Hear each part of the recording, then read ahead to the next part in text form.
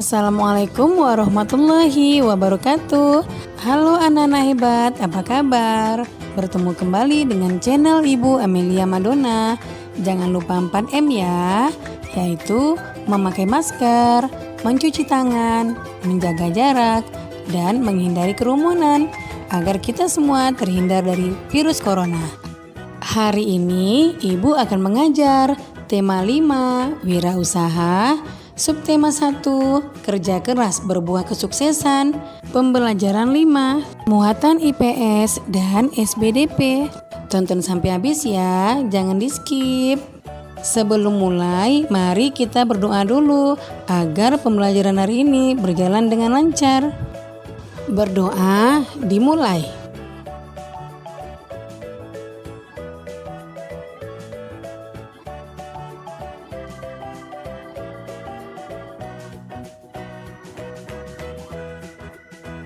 Yang pertama, muatan IPS KD 3.3 dan 4.3. Posisi dan peran Indonesia di bidang ekonomi dalam lingkup ASEAN. Tahukah kamu, banyak kerjasama yang diselenggarakan negara-negara ASEAN untuk mengembangkan prestasi dan potensi ekonomi masyarakatnya. Salah satunya adalah dengan menyelenggarakan SEA Games. Pada pembelajaran sebelumnya, kamu sudah mengetahui manfaat dari kerjasama yang dilakukan oleh Indonesia dan negara-negara di ASEAN. Sebagai salah satu pendiri ASEAN, Indonesia memiliki peran penting, terutama dalam kerjasama di bidang ekonomi. Indonesia melakukan pertukaran barang dengan negara-negara di ASEAN. Tujuan pertukaran barang tersebut untuk meningkatkan hubungan kerjasama dan juga memperoleh keuntungan. Bentuk pertukaran barang antara Indonesia dengan negara-negara di ASEAN antara lain sebagai berikut. Yang pertama, pertukaran sandang. Pertukaran sandang artinya Indonesia memiliki beragam kebudayaan yang sudah terkenal hingga ke mancanegara. Salah satunya adalah batik.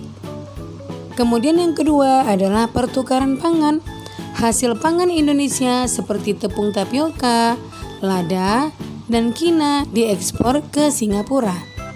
Kemudian yang ketiga adalah pertukaran papan. Indonesia memiliki hutan yang sangat luas. Hasil hutan seperti kayu banyak diekspor ke negara-negara ASEAN seperti kayu jati ke Malaysia, kayu lapis ke Thailand, dan kayu mahoni ke Singapura. Anak-anak ibu, bacalah teks berikut di dalam hati. Setelah berkunjung ke arena pameran negara-negara ASEAN, Beni semakin tertarik untuk mencari tahu lebih lanjut tentang kerjasama antar negara-negara ASEAN. Beni membaca teks berikut dari Warta Ekspor. Anak-anak ibu juga membaca ya. Kamu bisa pause video ini untuk membacanya.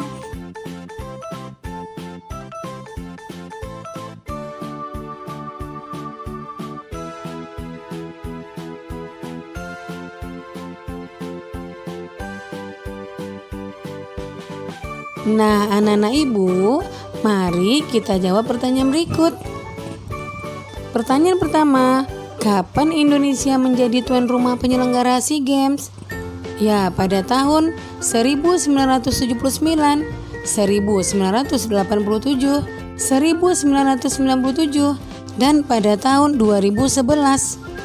Pertanyaan kedua, di mana SEA Games ke-26 diselenggarakan?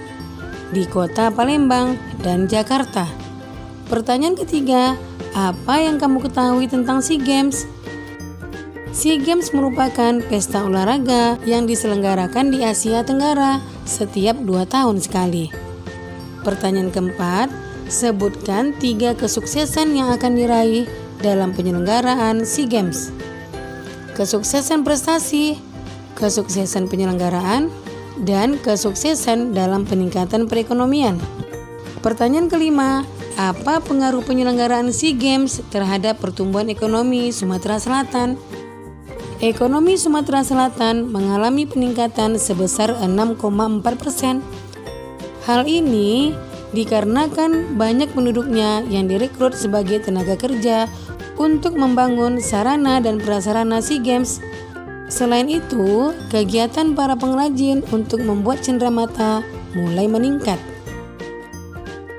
Selain SEA Games, masih banyak lagi kerjasama yang diselenggarakan antar negara ASEAN.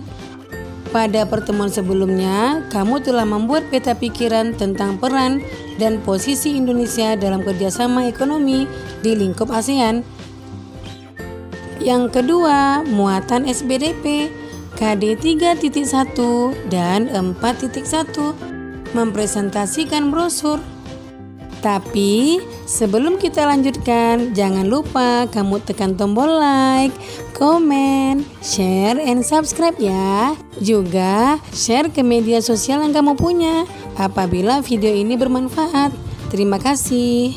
Apakah kamu pernah mengamati logo ASEAN? Apa arti dari logo tersebut? Ayo kita cari tahu.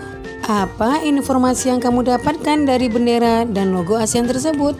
Ya, 10 batang yang berwarna kuning menunjukkan jumlah negara ASEAN dan warna merah melambangkan keberanian. Amati gambar dan bacalah teks berikut. Arti bendera dan logo ASEAN. Bendera ASEAN melambangkan ASEAN yang stabil, penuh perdamaian, bersatu, dan dinamis. Adapun lambang ASEAN berada di tengah bendera ASEAN, sedangkan warna bendera dan lambang ialah biru, merah, putih, dan kuning.